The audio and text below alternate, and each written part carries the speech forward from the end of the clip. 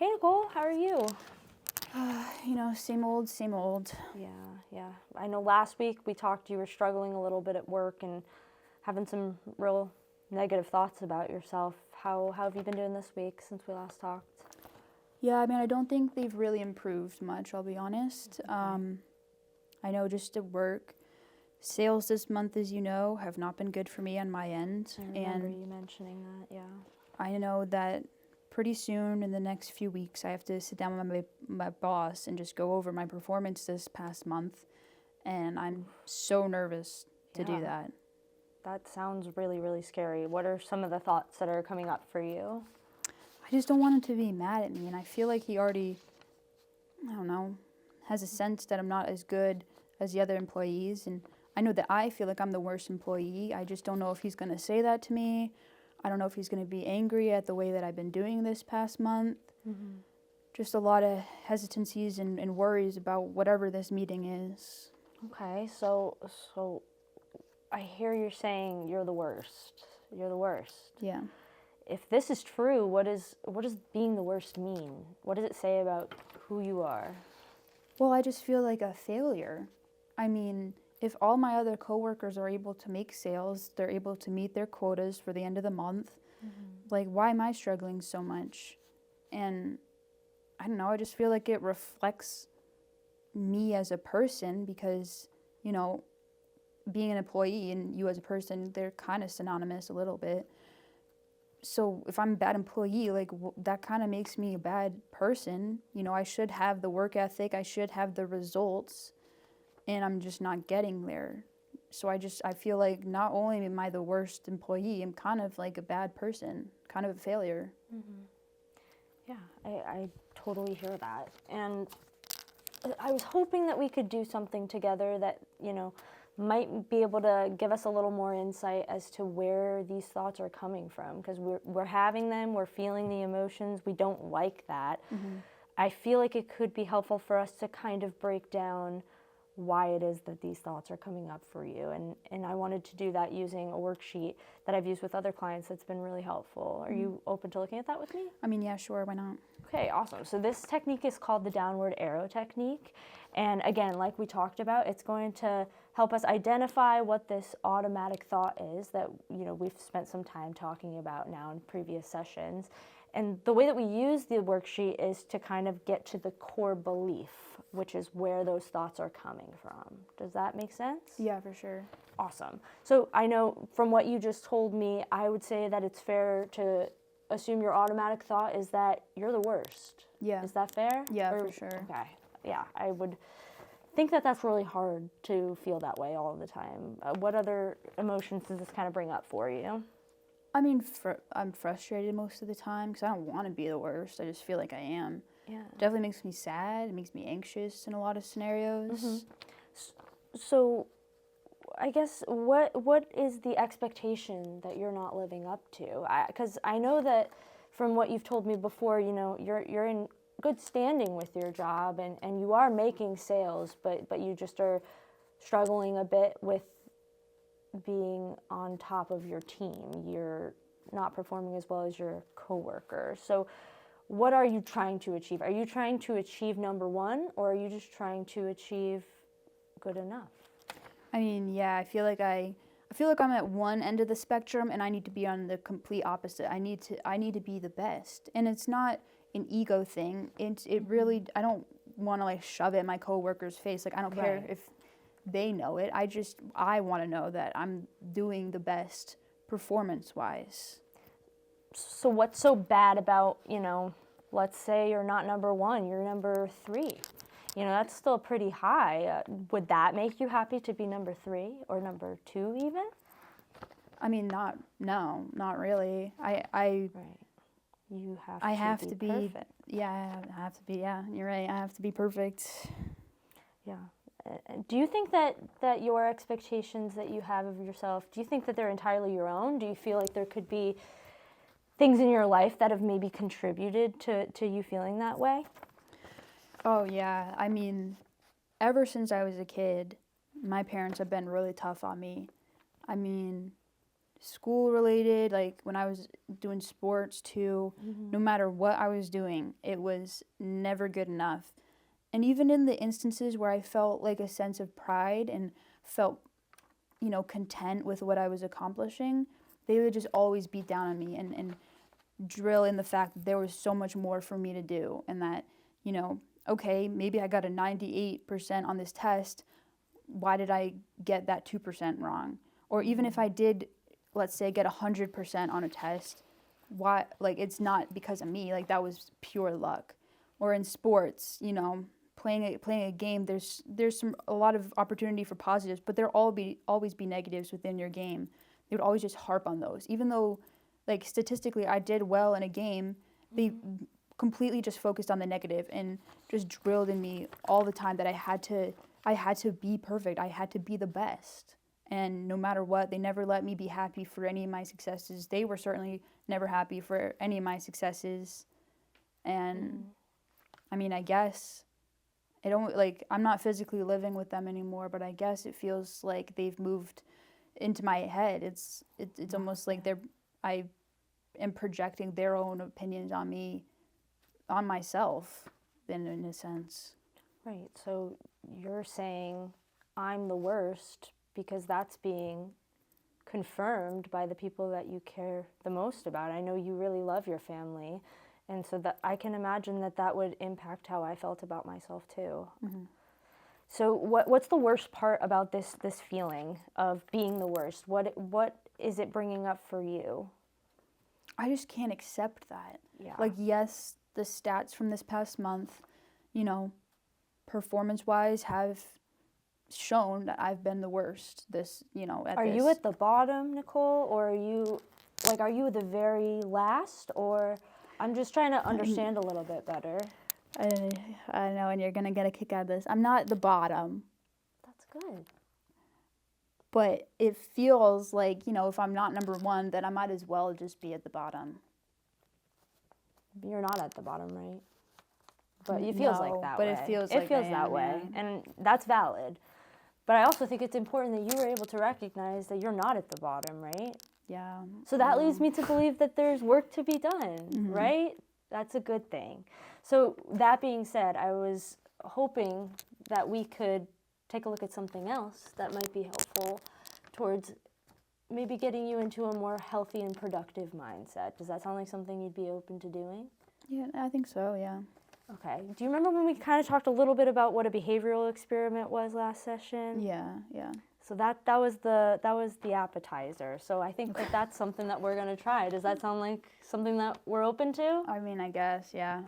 Sure. Thank you for trying. I know it's hard. A little bit hesitant, but yeah. So I'll explain a little bit about what we're going to be doing. Okay. The goal of the behavioral experiment is to take those old beliefs we talked about, feeling like you're the worst, taking that core belief and turning it into something more attainable, something that is actually able to be worked towards, and maybe be able to celebrate a success for once. Does that sound like a good idea?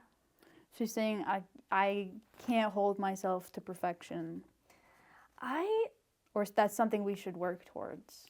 Do you like being in this state where we're trying? Do you like working towards the goals that you're having right now? Does it feel like it's helping you to work towards perfection?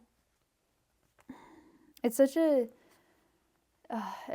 hard thing because, in a sense, I feel like it's gotten me so far in life, like striving for perfection, but at the same time, it's definitely taken away a lot of things as well. I think I have some hesitancy towards like not striving for perfection because then it lowers my standards a little bit, and I don't know what that necessarily is going to look like. And if I've been striving for perfection like my entire life, well, like, then who am I if I'm not doing that?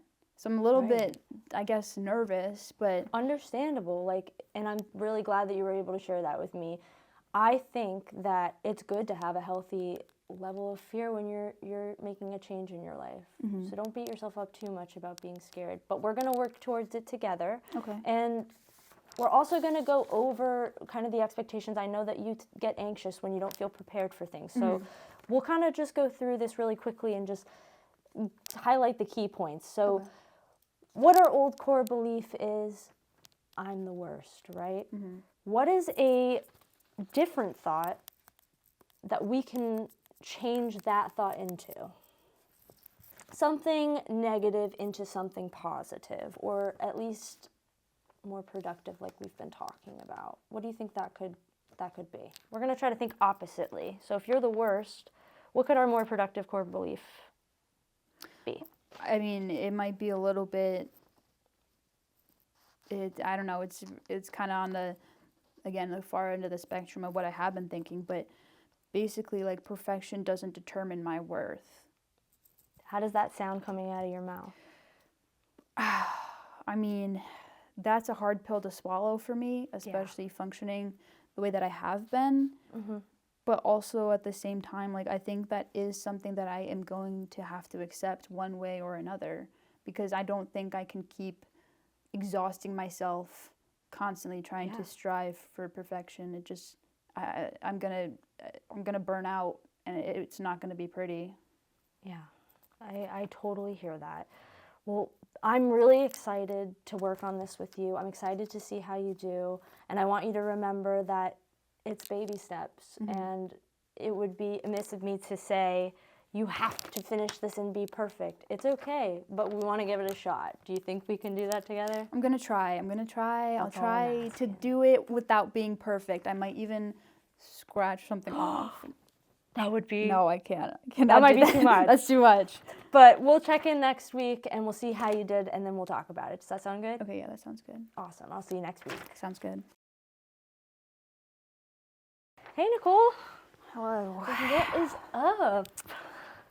Well, I did my homework this week. You did? I did. How did it go? Well, I brought my mug in. Okay, so I sent you out to do a task because Yes. I knew that there's no way that you could be perfect at something that you've never done before.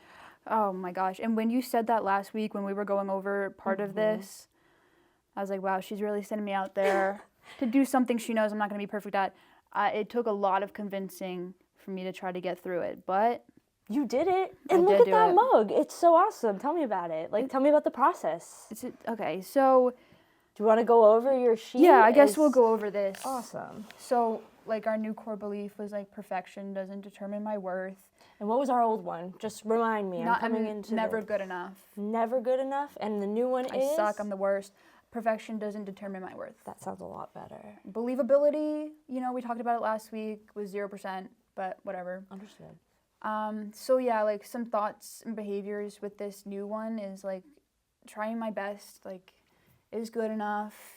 And, even if I make a mistake, like try not to let it ruin my day. Yeah, that's awesome. And then our experiment, like we talked about last week, was to try an activity that I've never done before for the first time. You picked pottery. I That's did pick brave. pottery. Yeah, I know. That was, oh my gosh, Tell me about the it. things I had to do to try to get myself there, because I knew I couldn't be perfect at this. There was no way for me to be perfect at it, Right. which I really, How did you deal with that?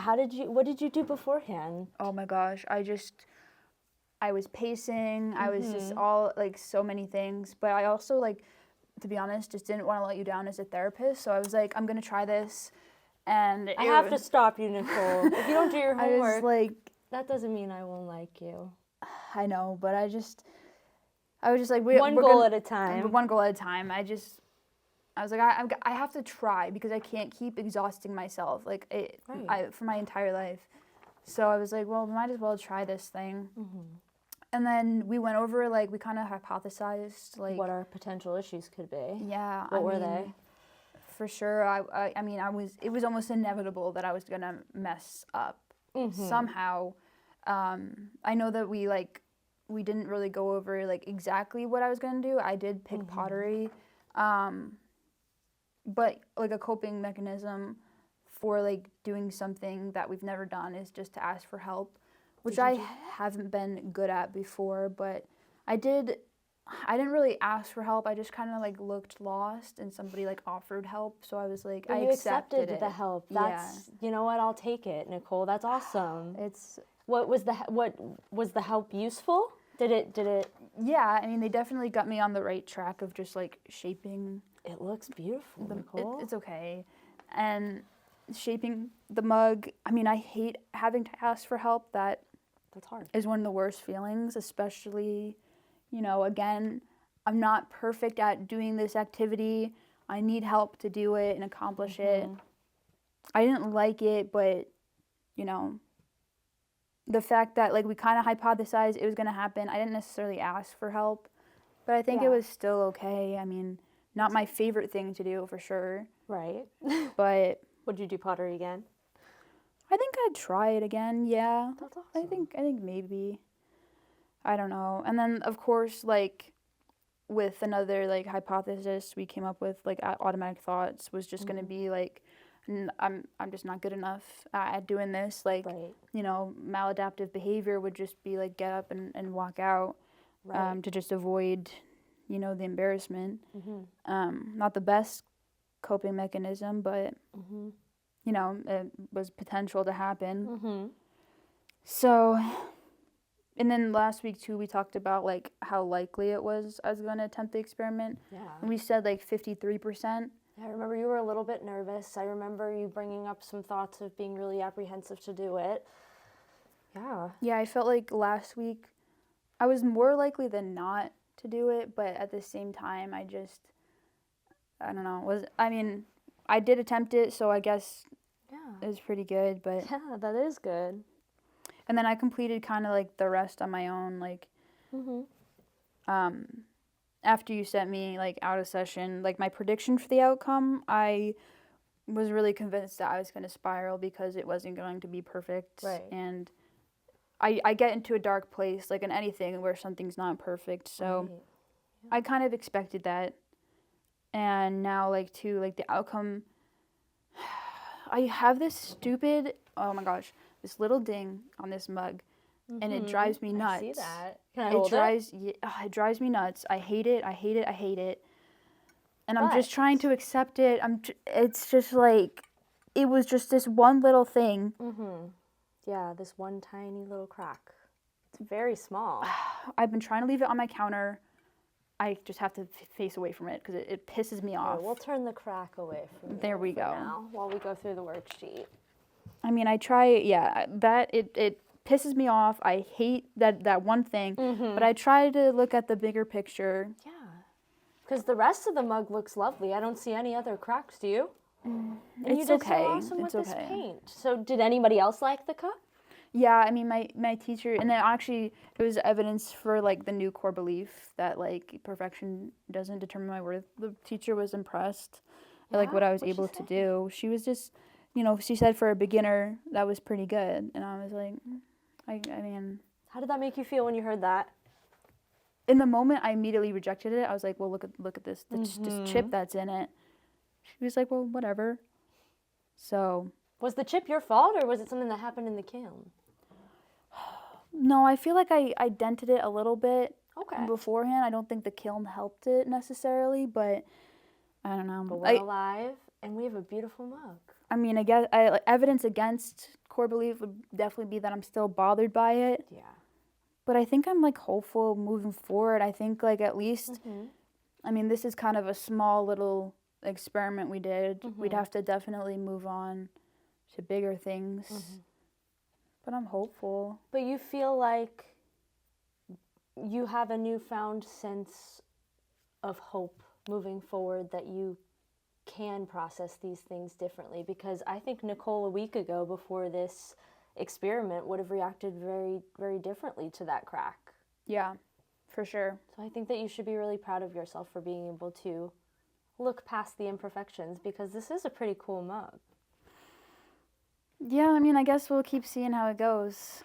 All right. Well, I'm very proud of you for being able to do this experiment. I know that was really tough and you were nervous, but I think it's a true testament to your strength, and I think that we have a lot of successes ahead that we can celebrate, and I'm excited for that. I am too. Awesome. Thanks, Nicole. I'll see you next week. Yeah, I'll see you next week.